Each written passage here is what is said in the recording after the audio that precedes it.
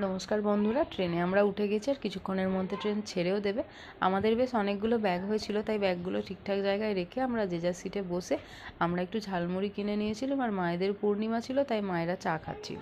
দেখো, আমরা তারাপীঠ স্টেশন চলেও এসেছি। যেহেতু এটা আমাদের ফার্স্ট টাইম ট্রেনে জার্নি, তাই খুব একটা অসুবিধে তাতেও হয়নি।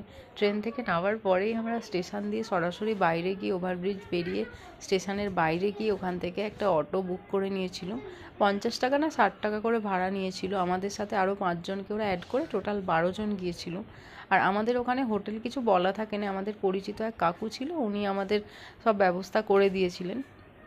কিন্তু ওনার বাড়ি যাওয়ারই আমাদের কথা ছিল। যেহেতু 10টার ওপর বেজে গিয়েছিল, আমরা বললাম যে এখানেই আমাদের একটা রাত থাকার ব্যবস্থা করে দিন, আর বাড়ি টাড়ি গিয়ে কাজ নেই।